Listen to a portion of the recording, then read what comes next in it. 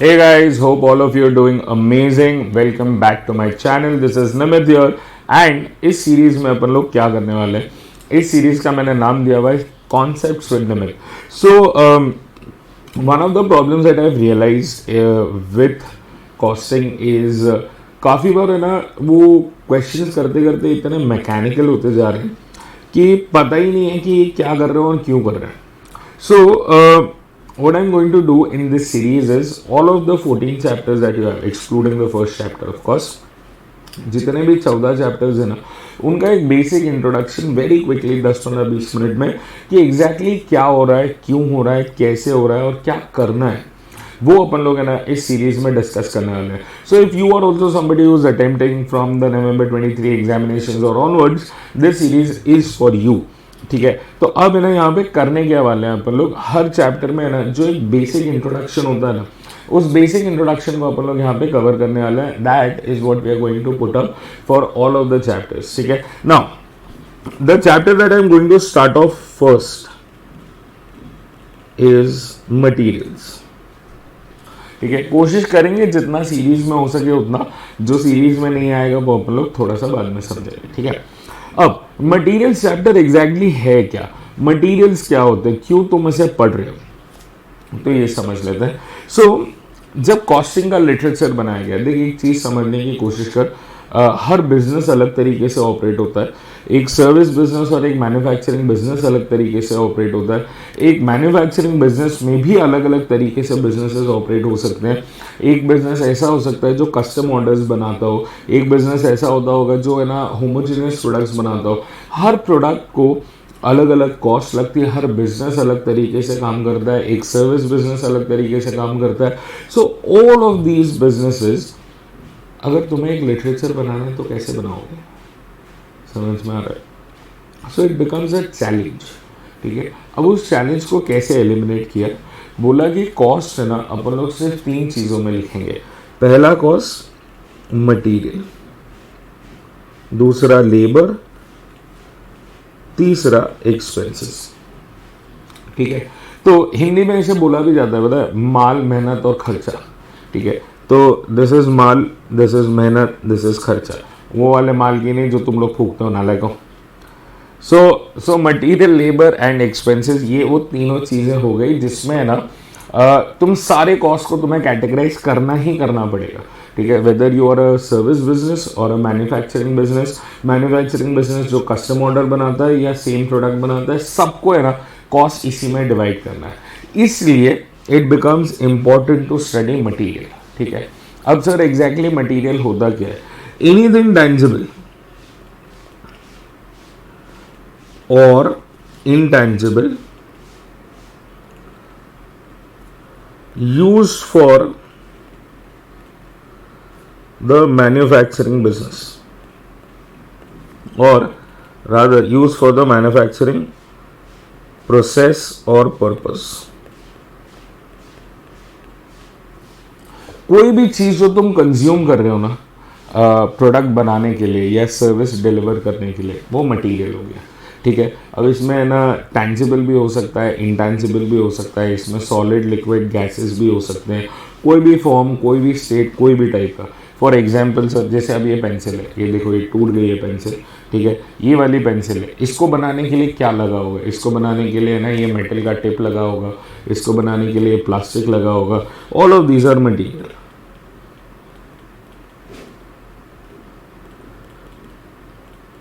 कोई भी चीज जो फाइनल प्रोडक्ट बनाने के लिए तुमने यूज किया है वो मटेरियल है. ठीक है, अच्छा, material is further classified as direct material and indirect material.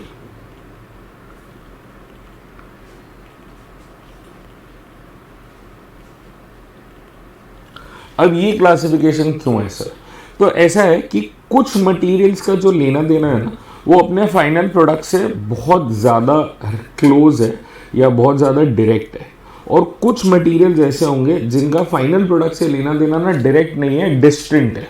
ठीक है, ध्यान से सुनना, कुछ मटेरियल्स ऐसे होंगे जिनका है ना फाइनल प्रोडक्ट से लेना देना एकदम डायरेक्ट है, उन्हें अपन लोग डायरेक्ट मटेरियल बोलते हैं. अब इसको है ना गिनते कैसे हैं, समझते कैसे, जो भी चीज़ तुम्हें इस फाइनल प्रोडक्ट में दिख रही है ना जो तुम है ना इजीली आइडेंटिफाई कर सकते हो। इसमें ना की टर्म जो दिया है इज इजीली आइडेंटिफाइबल।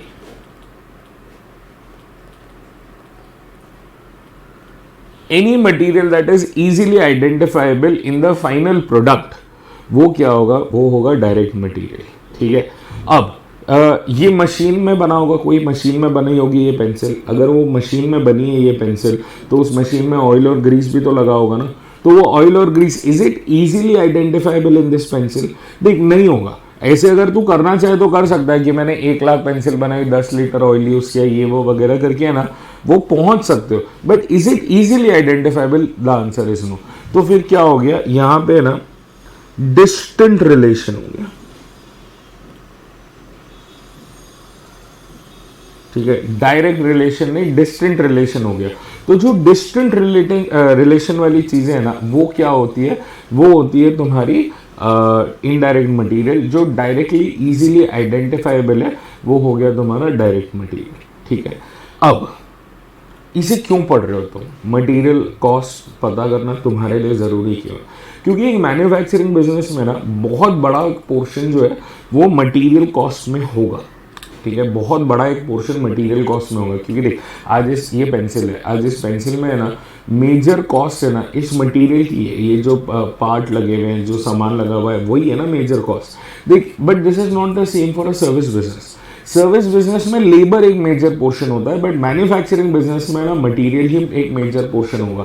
और क्योंकि मटेरियल एक मेजर पोर्शन है ना, इसलिए अपन उसको है ना इन डेप्थ स्टडी करना चाहते हैं। ठीक है, नाउ दैट बीइंग सेड, अपने पास इस सब्जेक्ट में, इस टॉपिक में रादर क्या क्या चीजें आती है।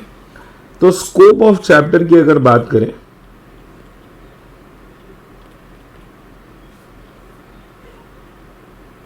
तो अपने पास क्या क्या है?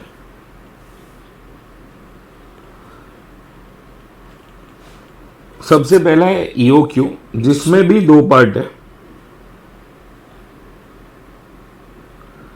एक है विथ डिस्काउंट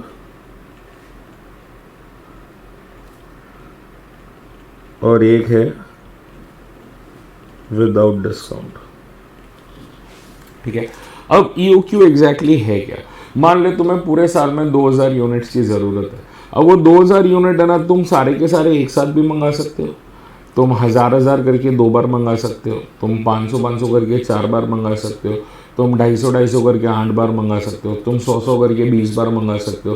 तो तुम्हें एक बार में कितना क्वांटिटी परचेज करना चाहिए, that is what you study under EOQ। ठीक है, इसमें 2 कैटेगरीज है of course, with discount and without discount, but and goal वही है, how much quantity to buy in one go, how much quantity to buy in one go. तो ये हो गया तुम्हारा EOQ। अब ये विद डिस्काउंट विदाउट डिस्काउंट जैसे जैसे चैप्टर देखेंगे वैसे वैसे समझ में आ जाएगा, but this is how it operates. ठीक है, इसका मेन गोल वो है। फिर नेक्स्ट आइटम जो तुम लोग यहाँ पे पढ़ने वाले हो, नेक्स्ट चीज जो तुम लोग पढ़ोगे वो है स्टॉक लेवल्स। अब स्टॉक लेवल्स क्यों मेंटेन करने पड़ रहे हैं, एक जिस्ट दे देता हूँ। तो EOQ जो है ना, इसकी कुछ लिमिटेशंस है, और इन लिमिटेशंस को पूरा करने के लिए है ना अपन लोग स्टॉक लेवल्स मेंटेन करते हैं। ठीक है, तो ये जो स्टॉक लेवल्स तुम लोग यहाँ पे मेंटेन करने वाले हो, इसका बेसिक गोल और एजेंडा इतना ही है कि है ना तुम कभी भी आउट ऑफ स्टॉक नहीं हो जाओ। क्या फर्क पड़ा सर अगर आउट ऑफ स्टॉक हो गए तो ऐसा है बाबू कि अगर आउट ऑफ स्टॉक हो गया ना, तो मटेरियल का तो नुकसान होगा क्योंकि प्रोडक्शन नहीं हो रहा है, वर्कर खाली बैठेगा पर पैसे लेगा, जगह का भाड़ा उतना का उतना ही देना पड़ेगा, रेंट उतना ही चुकाना पड़ेगा। So if you are running out of stock ना, उसका सिर्फ एक इफेक्ट नहीं है कि तुम्हारा प्रोडक्शन बंद हो गया। ठीक है, उससे कस्टमर्स भी लॉस हो सकता है, उसमें तुम्हारा वर्कर का जो टाइम लॉस है वो तो है ही है, इसके अलावा तुम्हारा जो ओवरहेड्स है वो तो उतना का उतना ही लग रहा है। तो सब कुछ ही है ना, तुम्हारा खर्चा तो एज इट इज लग रहा है बट प्रोडक्शन नहीं हो रहा है, so your cost automatically starts increasing. समझ में आ रहा है? तो ये हो गया तुम्हारे पास यहाँ पे स्टॉक लेवल्स। फिर एक और सेगमेंट है, वो है स्टॉक लेजर्स।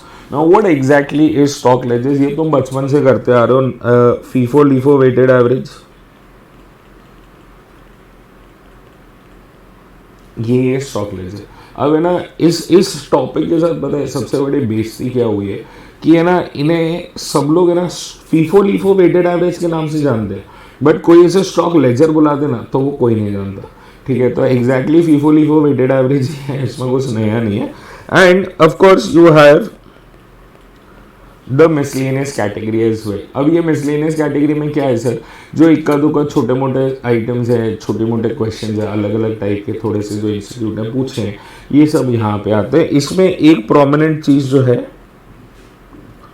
वो है इन्वेंट्री टर्नओवर रेशियो। ठीक है, तो ये इन्वेंट्री टर्नओवर रेशियो जो है वो यहाँ पे तुम लोग के पास मिसलेनियस कैटेगरी में। सो ओवरऑल अगर ये चैप्टर देखोगे ना, काफ़ी ज़्यादा फॉर्मूला ड्रिवन है, काफ़ी ज़्यादा मैकेनिकल है, ज़्यादा इसमें ना बहुत ज़्यादा एज आई से ये बहुत ज़्यादा दिमाग लगाने वाला काम नहीं। फॉर्मूला पंच करते जाओ, आंसर आते जाएगा, बस इतना ही काम है। ठीक है, so overall it's a very simple chapter. Exam perspective से भी अच्छा चैप्टर है, 5 से 10 मार्क इसमें से आ ही जाता है। तो ये वाले चैप्टर में है ना थोड़ा सा फोकस करोगे ना तो है ना ये चैप्टर तुम लोगों के लिए बहुत सिंपल हो जाने वाला है, इसमें ज़्यादा कुछ है नहीं। ठीक है, so that is what is the material chapter for you. इतने में ना अपना मटेरियल बेसिक सब खत्म हो चुका है। इन the next video what I will be doing is I explain you the concept of EOQ. ठीक है, ईओक्यू का कॉन्सेप्ट एक्सप्लेन कर दूंगा और उसमें थोड़ा सा टाइम लगेगा, बट वो फॉर्मूला ना तुम्हारे दिमाग में बैठ जाएगा। सो ईओक्यू का फॉर्मूला तुम्हें वहाँ पे एक्सप्लेन कर दूंगा। And this is about it in this particular topic. I will see you in the next video with a very short understanding of the next chapter. चलो, happy learning and all the best.